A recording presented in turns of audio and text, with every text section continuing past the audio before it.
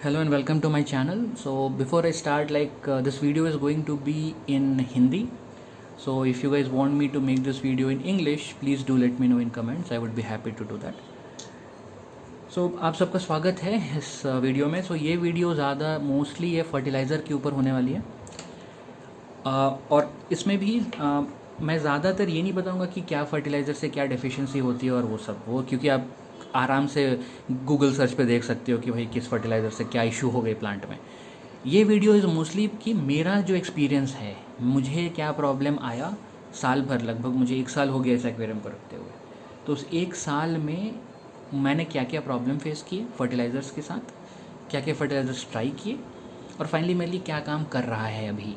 तो शायद आपके लिए भी ऑलमोस्ट ये बहुत हेल्पफुल होगा कि आप इस वीडियो को अंत तक देखें और मुझे अपने कमेंट्स में बताएं, क्योंकि हम लोग सीख रहे हैं. सो आपका कुछ इनपुट से मुझे सीखने मिलेगा, आपके कुछ एक्सपीरियंस है. तो कुछ भी एक्सपीरियंस हो तो आप बिल्कुल कमेंट्स में शेयर करें.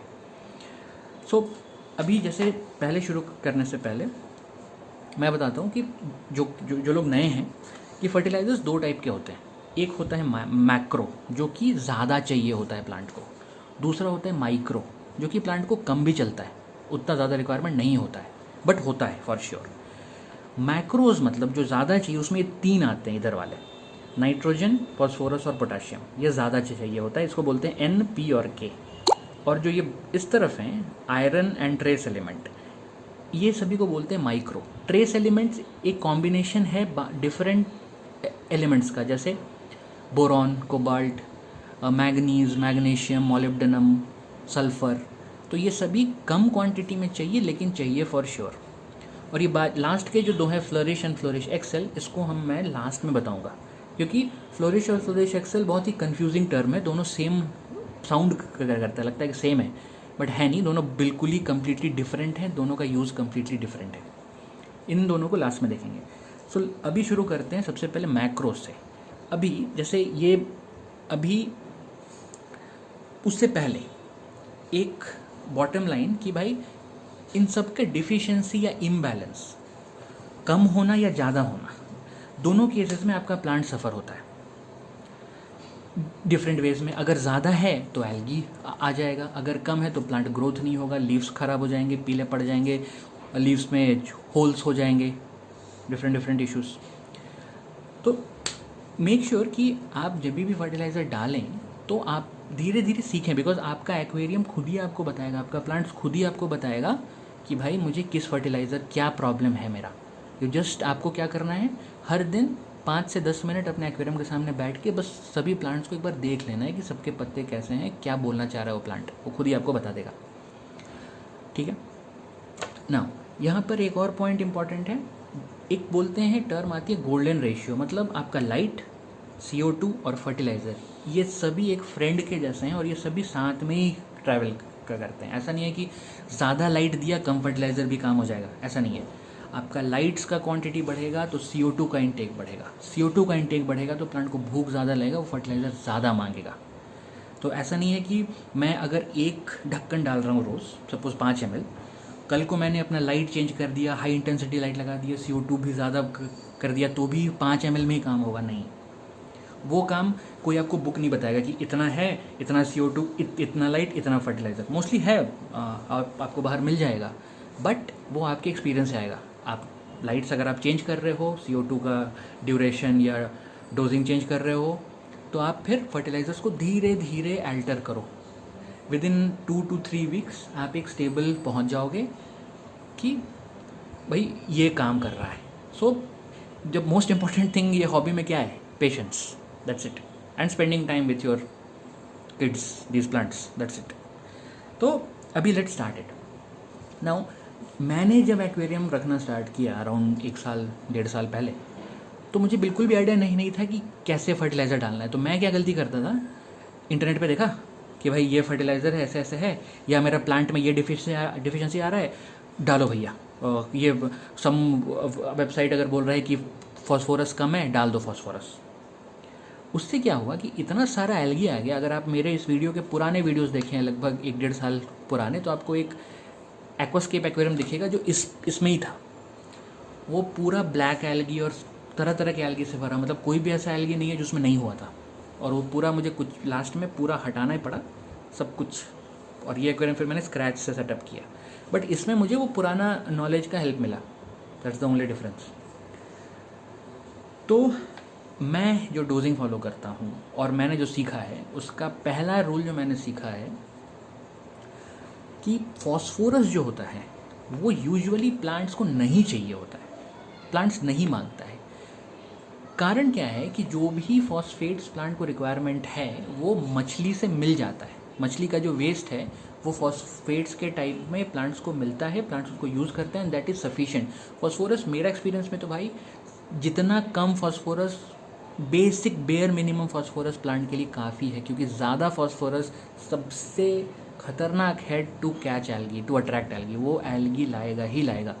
मैंने फर्स्ट टाइम जब एक्वेरियम डाला था तो मैं रेगुलरली NP और K को एकदम रामबाण जैसा करता था कि भाई नाइट्रोजन इतना डालो रोज़, फॉस्फोरस इतना डालो रोज़, पोटाशियम इतना डालो रोज़। उसके वजह से क्या हुआ कि मेरे प्लांट्स को फॉस्फोरस का उतना रिक्वायरमेंट था नहीं, फॉस्फेट्स बढ़ गया, काई आ गया एल्गी, और पूरा एक्वेरियम ख़त्म। उसके बाद मैंने बहुत ट्राई किया, और एक बार काई आ गया, एल्गी आ गया आपके एक्वेरियम में, वो बहुत मुश्किल है भाई हटाना, इसलिए prevention is better than cure. So मैं क्या करता हूँ, मैं फॉस्फोरस कभी नहीं डालता हूँ, मैं फॉस्फोरस कभी नहीं डालता हूँ किसी भी प्लांटेड टैंक में। मेरे पास एक दो और प्लांटेड टैंक्स हैं, phosphorus is no, big no for me. मैं क्या करता हूँ, फिशेस डाल दो, आपको लुक भी मिलेगा, और फिश वेस्ट से फॉस्फेट्स जो आता है प्लांट्स ले भी लेगा, और उतना काफ़ी है, वो आपके at least it won't cause any algae. इस एक्वेरियम में इन particular it is almost 1 year old, तो इस एक्वेरियम में मैंने आज तक बाहर से कभी भी कोई भी फॉस्फोरस डोजिंग नहीं किया है, ठीक है ना। अभी उस next comes the nitrogen part. Nitrogen में बहुत ज़्यादा रिक्वायरमेंट नहीं है, बिकॉज अगेन जो भी नाइट्रेट्स आपके एक्वेरियम में प्रोड्यूस होता है वो प्लांट्स ले सकता है, बट प्लांट का रिक्वायरमेंट नाइट्रेट्स के मैटर में थोड़ा ज़्यादा होता है। Plants need more nitrate than what it is there, because ये this aquarium is heavily planted, तो यहाँ पे मुझे एक्स्ट्रा डोज करना होता है, तो मैं नाइट्रोजन अलग से डालता हूँ almost 3 times a week. This is like a 45 gallon tank, 45 liters tank sorry. So इस 45 to 50 liters टैंक में मैं लगभग एक वीक में अराउंड 1 to 1.5 ml CChem का यूज़ कर रहा हूँ अभी। Then comes potassium. पोटाशियम सबसे ज़्यादा ज़रूरी है, इसको आप स्किप नहीं कर सकते। कारण क्या है कि आप जो भी सॉइल यूज़ करते हो, राइट, जैसे मैंने सॉइल यूज़ किया हुआ ADA, और ये one of the best soils है। क्या होता है कि जब तो ये जो ADA का सॉइल है ना, इन सॉइल्स में जब आप नया फ्रेश ब्रांड यूज़ करते हो तो इसमें बहुत ज़्यादा नाइट्रोजन, मतलब नाइट्रेट्स होता है इसमें डाला रहा, तो इसलिए आपको स्टार्टिंग में जब आप फ्रेश सॉइल यूज़ कर रहे हो तो आपको एक्स्ट्रा नाइट्रोजन डालने की ज़रूरत नहीं है। एटलीस्ट आराम से 3 से 4 महीने ज़रूरत नहीं पड़ती, एटलीस्ट मैं तो नहीं डालता हूँ। मैं कभी भी नया ADA सॉइल यूज़ करता हूँ तो I never dose nitrogen, phosphorus तो कभी भी नहीं, नाइट्रोजन स्टार्टिंग में तो 3-4 महीने बिल्कुल नहीं। बट क्या होता है, कभी सारे सॉइल्स में पोटाशियम किसी में भी नहीं होता है, तो इसलिए पोटाशियम को एक्स्ट्रा ऊपर से डोज करना होता है, और वो डे 1 में से मैं स्टार्ट कर देता हूँ। जिस दिन प्लांट लगाया उसके नेक्स्ट डे से आई स्टार्ट डोजिंग पोटाशियम, हर दिन 1 ml इज़ अ मस्ट, मतलब मैं तो ज़रूर डालता हूँ। सेकेंड, लेट्स कम, अब ये तो मैक्रोज का हो गया, अभी माइक्रो में आता है। माइक्रो में आयरन होता है और ट्रेस एलिमेंट्स होते हैं। आयरन मुझे अभी भी समझ में नहीं आ रहा है कि इसको माइक्रो क्यों बोलते हैं, क्योंकि उतने भी कम नहीं चाहिए होता, ये चाहिए होता है बिकॉज ऑफ रेड प्लांट, तो इसलिए मैं अलग से एक बॉटल लेके आया था फ्लोरिश का, specially for iron, because I want to try out red plants, और ये it gives tremendous good results. अगर आपने एक ढंग का लाइट लगा रखा है और आप आयरन डोज कर रहे हो तो रेड प्लांट्स बहुत ही अच्छा निखर के आता है। ये देखो आप, जैसे लुडविगिया हाई रेड है, लुडविगिया ग्लैंडुलोसा, और वो सब कुछ है। मैं एक डिटेल वीडियो बनाऊंगा प्लांट्स के ऊपर, तो देखो अब कितना ही बहुत ही शार्प रेड कलर है, तो वो मुझे आयरन से मिला और लाइट। उसके बाद आता है ट्रेस एलिमेंट्स, वो सभी जैसे मैंने स्टार्टिंग में बताया, molybdenum, zinc, copper, manganese, magnesium, calcium. इसमें एक कैच है, क्या है, मैग्नीशियम और कैल्शियम ये चाहिए होता है प्लांट्स को ज़्यादा। मेरा पर्सनल एक्सपीरियंस है कि आपके कि कहीं से आपको ज़्यादा मैग्नीशियम और कैल्शियम डालना पड़ता है। क्या हुआ है, मतलब सीकेम के ब्रांड में आप देखोगे ना, तो यहाँ पर आपको ज़्यादा मैग्नीशियम नहीं मिलेगा।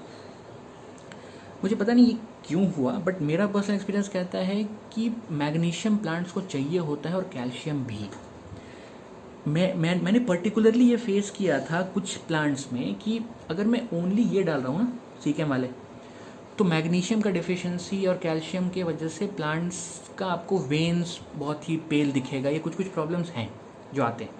इसलिए मैंने क्या किया था कि जो खाद वाद जो पेड़ पौधों को उगाने के लिए डालते हैं ना लोग बाहर, आउटसाइड एक्वेरियम जो बाहर वाले प्लांट्स में डालते हैं, वो उसमें थोड़ा सा उसमें मैग्नीशियम थोड़ा ज़्यादा था, तो मैंने वो डाला थोड़ा सा। उसके बाद से मैंने ऑब्ज़र्व किया कि वो सभी डिफिशिएंसीज चली गई। तो मेरा पर्सनल एक्सपीरियंस कहता है कि कुछ भी डालो, मैग्नीशियम और कैल्शियम एक्स्ट्रा चाहिए होता है प्लांट को।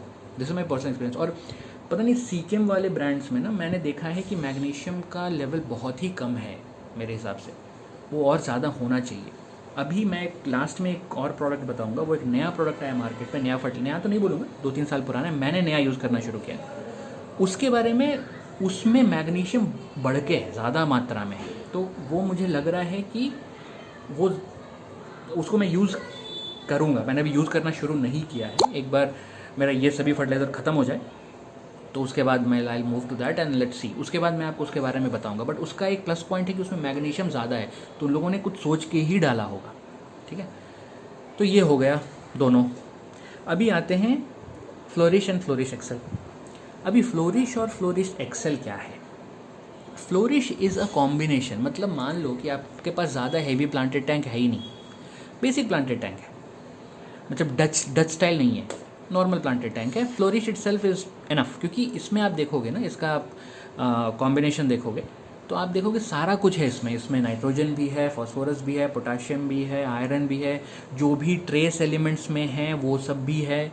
तो ये एक पूरा कॉम्प्रिहेंसिव, इसमें लिखा भी है, यहाँ पे यहाँ से विजिबल नहीं होगा बट यहाँ पे ना एक्चुअली लिखा हुआ है comprehensive supplement for planted tank, पूरा कॉम्प्रिहेंसिव एक साथ सारा कुछ डाला हुआ है।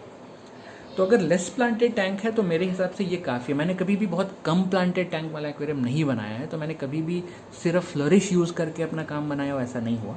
बट जहाँ तक मुझे लगता है कि इसका कॉम्बिनेशन में सारा कुछ है, तो अगर आपका लेस प्लांटेड टैंक है या लेस डिमांडेड टैंक है, जैसे अनूबियस, मॉसेस, बुसीफेलेंड्रा, इस टाइप का एपीफ्लाई फाइट प्लांट्स है ना, तो मुझे लगता है कि ये Flourish should work in that case, because इसके पास सारा कुछ है। एंड नेक्स्ट, तो Flourish is a fertiliser, bottom line. But Flourish Excel को इसमें लिखा है कि it is a carbon supplement. मेरा पर्सनल एक्सपीरियंस में ये कुछ भी हेल्प नहीं करता है to add extra carbon to the tank, कुछ भी। मैंने मतलब अगर मैं आई एम डोजिंग, अगर मैं ये CO2 डोजिंग हटा के फ्लोरिश डालूँ ना, तो ये मेरा CO2 का डोजिंग का रिप्लेसमेंट तो नहीं है फॉर श्योर, लेकिन इसका एक बहुत बड़ा बेनिफिट है। Because of that benefit I still use Flourish Excel. और अगर मैं इसमें से सारे कोई भी फर्टिलाइज़र यूज़ ना करूँ ना, तो 2 फर्टिलाइज़र मैं हमेशा यूज़ करूँगा through out my life time of my aquarium. एक तो ये पोटाशियम और दूसरा ये फ्लोरिश एक्सेल। पोटाशियम का आपको पता है क्यों, फ्लोरिश एक्सेल का बिकॉज ये फ्लोरिश एक्सेल ना, ये बहुत इफेक्टिव है in fighting algae, most specially black beard algae. Black beard algae के लिए ये रामबाण दवा है।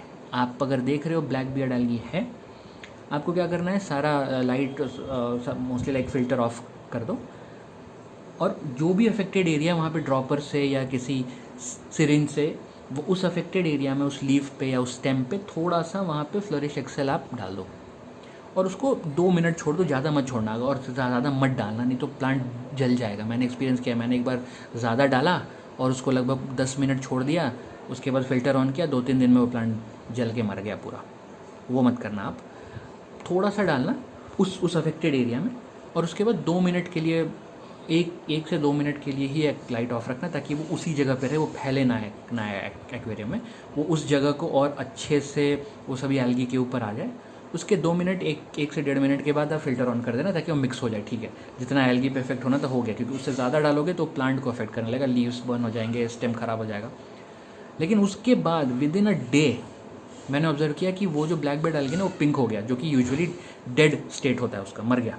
और उसके बाद उसको काई, जो भी काई एल्गी खाने वाले फिशेस होते हैं, आपका नीराइट स्नेल हो गया, रेड चेरी श्रिम्प हो गया, जो भी श्रिम्प है ये सभी खा के ख़त्म कर देंगे। तो ये एल्गी के लिए तो बेस्ट है।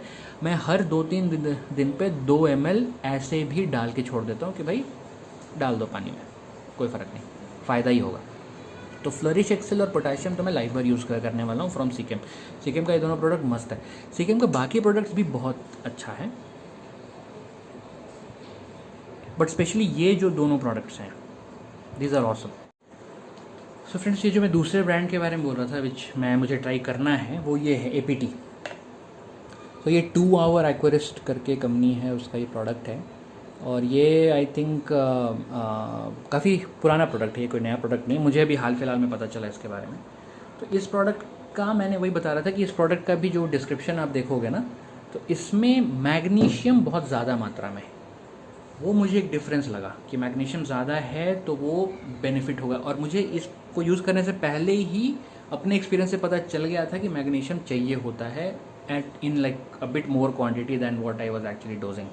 तो मैग्नीशियम ज़्यादा डालना चाहिए, और इसमें पहले से ज़्यादा मैग्नीशियम है। ये सभी APT के प्रोडक्ट्स ना मैग्नीशियम में ज़्यादा हैं, तो वो आई थिंक ये प्रोडक्ट अच्छा प्रोडक्ट होगा। मैंने यूज़ नहीं किया है, बट इसका जो कॉम्बिनेशन है ना, जो भी कॉम्पोजिशन बोलते हैं बेसिकली, वो बहुत ही अच्छा है। सारे न्यूट्रिएंट्स काफ़ी नपे तुले मात्रा में है, जो ज़्यादा चाहिए। इन्होंने ये नहीं देखा कि अगर उसको माइक्रो में है तो कम ही डालो, ऐसा नहीं है। इन्होंने देखा कि इन्होंने माइक्रो बोल के नहीं देखा, इन्होंने देखा है कि भाई कौन सा इंपॉर्टेंट है। तो ये मुझे अच्छा लगा, तो ये मैं यूज़ करूँगा और आपको इसके बारे में बताऊँगा। बट कॉम्पोजिशन मुझे बहुत ही बढ़िया लगा इसका। तो APT के 3 प्रोडक्ट्स आते हैं मोस्टली। एक होता है ये तो APT कंप्लीट है, ये बेसिकली लाइक फर्टिलाइज़र्स का डोजिंग बहुत हाई भी नहीं और लो भी नहीं, मीडियम है।